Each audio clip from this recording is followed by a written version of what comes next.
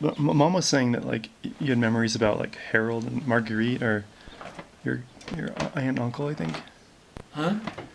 Marguerite, the people that gave us the silver. Yeah.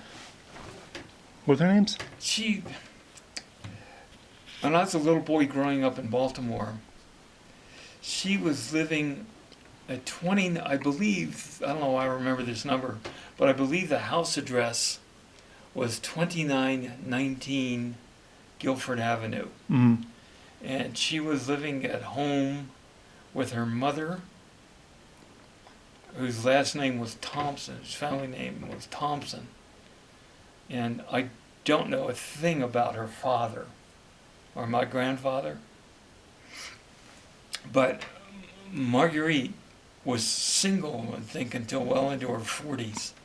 Hmm. And you've got to put this information into perspective of historical time. At that time in history, you know, a lot of people just didn't get married or didn't get married until late in their life. Hmm. And she was one of those people, and she worked as a secretary for the Standard Oil Company of New Jersey, which was abbreviated to SO for Standard Oil, which was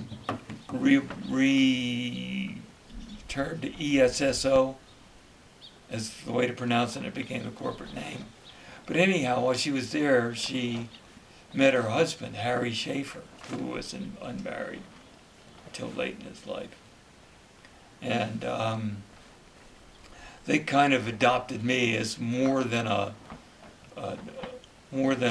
nephew, but kind of as I was very close to those two people. They were very close to me. And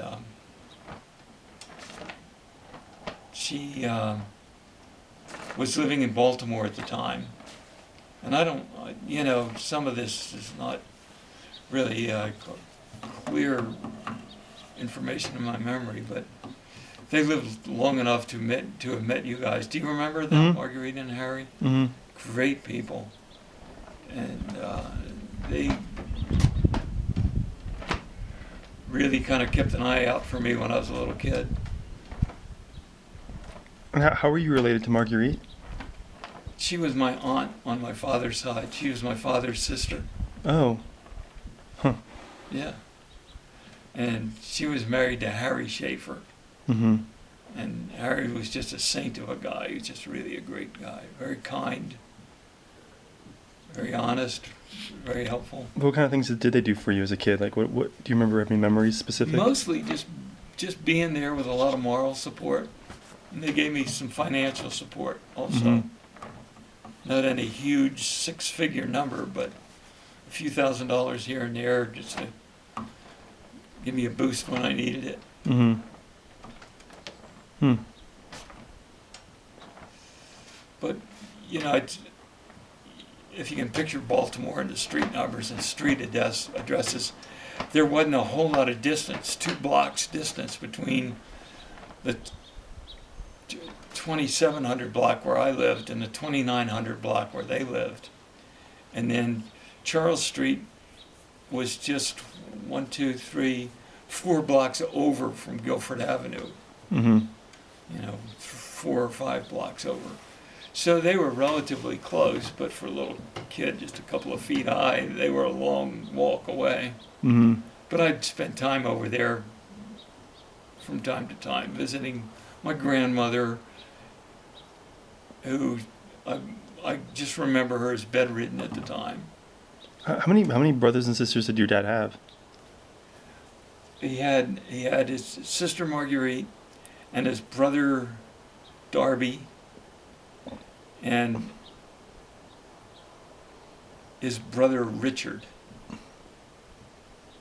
And that's all, and a brother named Jim. So pretty large family. A pretty large family. At the time, it wasn't. Uh-huh.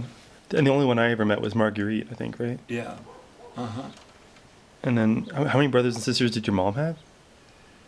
0. She was an only child. Really? Uh-huh. Hmm. And any other just specific stories about Harry and Marguerite? Not really, no. Other than the fact that they kind of singled me out as a special kid. Mm-hmm. I think they were concerned about the fact that I was kind of being brought up as an only child in a house mostly with women and a father with problems. Mm-hmm. So they were kind of keeping an eye out for me. And my uncle Darby was a bachelor. He was single his entire life. Mm-hmm. And he and Marguerite didn't seem to get along all that well, but Mm-hmm. they lived in the same house. And when my grandmother Harman died, the house passed to the two of them, Mm-hmm. and Darby lived in that house until shortly before he passed away, and he had to be committed to a nursing home Mm-hmm. because he couldn't care for himself and he didn't want anybody else living there with him Mm-hmm. or caring for him. So He ended up passing his last few years in a nursing home at the north end of Baltimore. So Darby lived in that house for decades? Oh yeah, What was the address of from that? birth to almost death, as a matter of fact. Wow. What was the address of the house again? 2919 Guilford Avenue, Guilford. 2919 Guilford Avenue. Okay. Anything you specifically want to talk about? You want to talk about lacrosse? Lacrosse is a kind of a local sport in Baltimore, Mm-hmm. and it kind of permeated the East Coast. So if you played any sport at all, it was lacrosse. Mm-hmm. And so your Uncle Bob played lacrosse at Loyola College, and then he played lacrosse at West Point. Mm-hmm. And since all the real successful athletes had already been sent off to war, he was left there in intercollegiate athletics and did real well for himself while he was at West Point. Mm-hmm. Actually, do you want to talk about like accomplishments you're proud of, like with work? Oh, me, yeah, sure. But back to lacrosse. You know, I tried playing lacrosse at West Point, and I played freshman lacrosse. Got a minor injury that kept me out of a minor injury in my elbow that's bothered me to this day. Mm-hmm. But it was enough to knock me out for the season. Mm-hmm. Oh, first, our high school did not have a lacrosse team until my senior year in high school.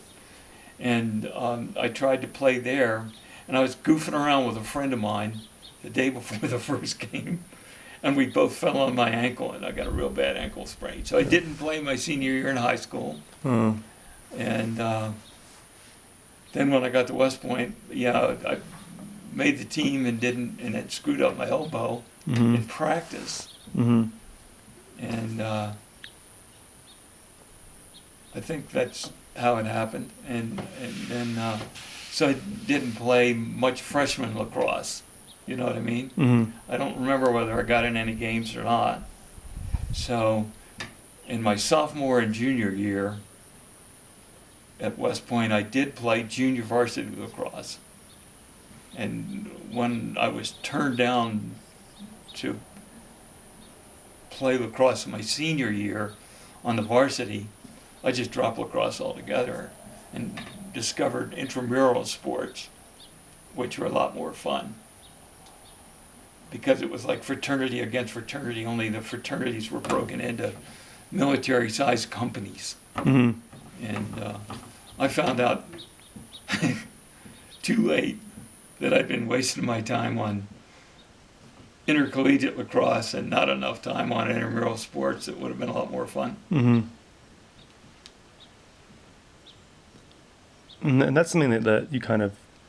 Did you kind of initiate lacrosse in your family? Huh? So did your brother Bob play lacrosse? He played, well, if you grew up in Baltimore, you were handed a lacrosse stick early on in life. Oh, okay. But that's kind of stuck with the Harman family, hasn't it? Lacrosse. Yeah, some of it. Mm. But now the sport itself, which is a fun sport to play, it's like hockey and soccer. Mm-hmm. It's spread all over the country. Mm-hmm. Because when I got out of the service, I played for the Denver Lacrosse Club. Mm-hmm. And that was a lot of fun because I was playing with a lot of guys my age who had graduated from college, played in college maybe, or maybe not, Mm-hmm. but they were playing lacrosse in Denver Mm-hmm. just for the fun of it. Not associated with any schools, but we would play against the schools that either had club lacrosse teams or varsity lacrosse teams, Mm-hmm. and had a lot of fun playing against them. We played against the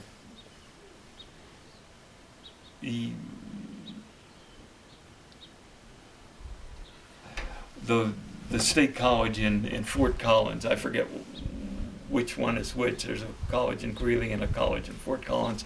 We played against the college in Fort Collins. We played against the University of Denver that had a club team, and we played against Colorado College, which was another private school like the University of Denver. And we played against the Air Force Academy. Hmm. And that was a lot of fun, kept me in shape. Gave me a social life and something that I like to do. And that's where you met Tom Taylor, right? Tom was playing, Tom was the same deal. He was going to medical school.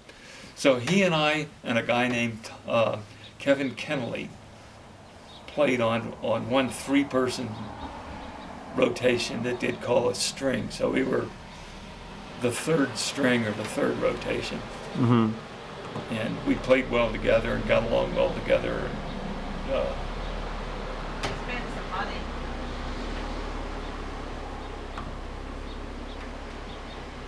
And just developed a friendship from that. And that was nice.